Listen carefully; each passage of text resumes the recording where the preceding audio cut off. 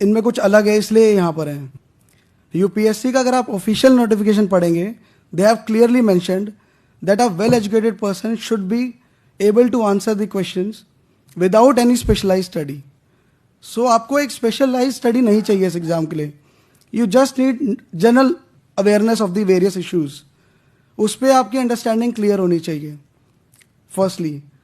Then second part is you don't have to be किताबी कीड़ा कि दिन भर पढ़ रहे हैं। किसी आपके सीनियर ने कह दिया 12 घंटे पढ़ना है, 7 दिन पढ़ना है, नहीं तो नहीं होगा। आई बेट यू कि you can prove him wrong. जो मेरा नेचर है, एक कलीग ने भी बोला that he has got the habit of procrastination, delay करना, कि यार आज नहीं पढ़ा, चलो कल कर लेंगे, कल नहीं परसों कर लेंगे। मेरे साथ क्या प्रॉब्लम है, मैं जैसे 3-4 घंटे पढ़ लेता हूँ तो उसके बाद ऐसा लगता है बहुत सारा पढ़ लिया, अब छोड़ो, बैठ जाओ आराम से, अब अगले दिन पढ़ेंगे। तो there is no one size fit all approach in UPSC. अगर आप मंडे टू सैटरडे भी 6 से 7 घंटे भी पढ़ रहे हैं, मोर देन सफिशिएंट, बट वो 100% आप अपना इनपुट दीजिए उस 6 से 7 घंटे में। और संडे एंजॉय करो, जो करना है करो, refresh yourself, because it is not only a knowledge test, it is not only a personality test, it is a knowledge cum personality test. UPSC ने मेंशन किया है इंटरव्यू स्टेज में that it is a personality test, but I personally believe कि preliminary में भी वो आपकी personality check कर रहे हैं। In what way? इनडायरेक्टली, आपकी इंटेलिजेंट गेसिंग से। जो अब करंट ट्रेंड है, it is about how you are eliminating the wrong option. If you are able to do it, you will get the right answer. You cannot choose the right one, but you can eliminate the wrong one. And in mains also, आपके कौन से trace test हो रहे हैं personality के, that suppose जब हमें question paper मिलता है एग्जाम हॉल में, देर आर ओकेजन्स के शुरू के 3-4 क्वेश्चन की हवा ही नहीं लगी कि कहाँ से आया ये तो कभी सुना ही नहीं था हमने कि ऐसा भी कुछ होता है कि इंडिया में या पूरे वर्ल्ड में।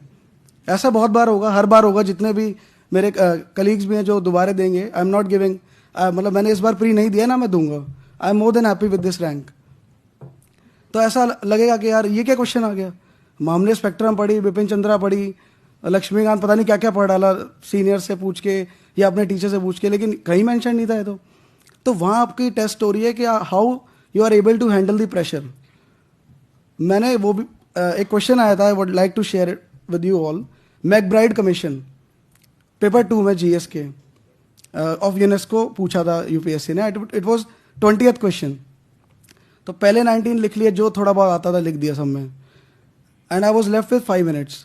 मुझे कुछ नहीं पता था मैकब्राइड क्या है, कब हुआ, ये बहुत पुराना कमीशन होगा कुछ तो, बट यूनेस्को की फुल फॉर्म पता थी कि हाँ ये एजुकेशन से और इन सब से रिलेटेड है। तो बस मैं मैकब्राइड में वही सब लिख दिया यूनेस्को का बना के, एंड लास्ट में लिख दिया यस इंडिया इज सपोर्टिंग, बिल्कुल पॉजिटिव। पता नहीं इंडिया ने सपोर्ट किया है कि नहीं किया, या क्या मैकब्राइड था वो, बट इंडिया इज सपोर्टिंग।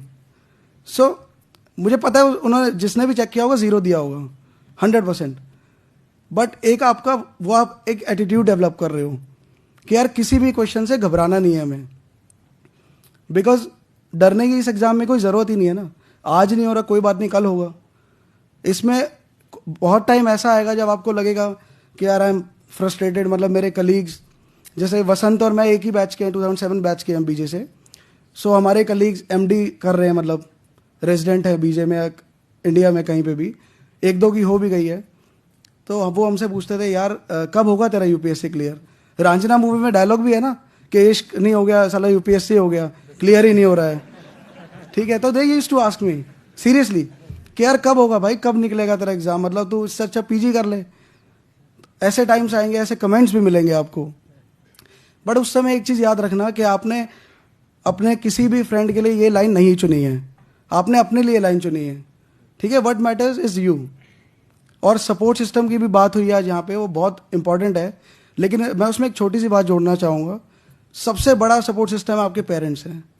जब वो आपके पीछे खड़े होकर कह देंगे ना कि बेटा बेटी हम तुम्हारे पीछे हैं, आप अपनी तरफ से बेस्ट करो, जो रिजल्ट आएगा देखी जाएगी, उस दिन आपको लगेगा कि हमने बहुत सही डिसीजन लिया है।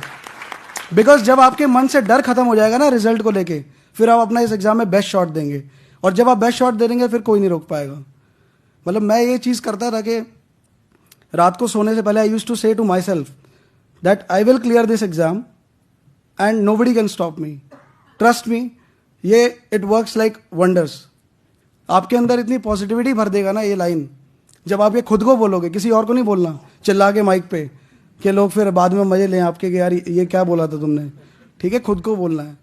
और अगर जो अभी प्रिपरेशन नहीं कर रहे हैं तो एक बुक मैं सजेस्ट करूँगा, the power of your subconscious mind by doctor Joseph Murphy. It's really a very good book. आप उसको पढ़िएगा तो बहुत ज़्यादा आपको मोटिवेशन मिलेगी लाइफ में, हर एक चीज़ आपको बहुत आसान लगेगी। और बस ज़्यादा कुछ है नहीं कहने के लिए। अतुल सर का मैं थैंक्स बोलना चाहूँगा दिल से कि इन्होंने मेरे को दिल्ली से इनवाइट किया यहाँ पे आने के लिए, और मैं स्पेशली सिर्फ इसी फंक्शन के लिए आया हूँ दिल्ली से, और कोई काम नहीं था मुझे यहाँ पर।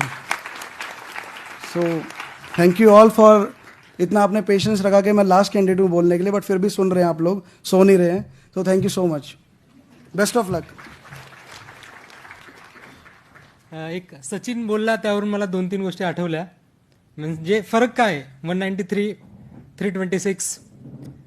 तर तो म्हणाला की तो दिवसातून 3 किंवा 4-5 तास अभ्यास केल्यावर त्याला असं वाटायचं की खूप अभ्यास केला. ऍक्च्युली ते खरं आहे. म्हणजे तो 4 तासात जे कव्हर करत असेल ते कव्हर करायला आपल्याला 10 किंवा 12 तास लागतील. म्हणजे त्याचा स्पीड वाचण्याचा आणि लिहिण्याचा मी इथून उठून यासाठी आलो, तेवढ्यासाठीच लिहिणं किती महत्वाचं आहे. म्हणजे एकदा सर क्लासमध्ये एक काहीतरी सरांचं होतं की एक प्रश्न देणार आणि तुम्ही त्याच्यावर इंट्रोडक्शन लिहा, फक्त इंट्रोडक्शन लिहा. तर सरांनी एक काहीतरी प्रश्न दिला, मी घेतली इंट्रोडक्शन लिहायला.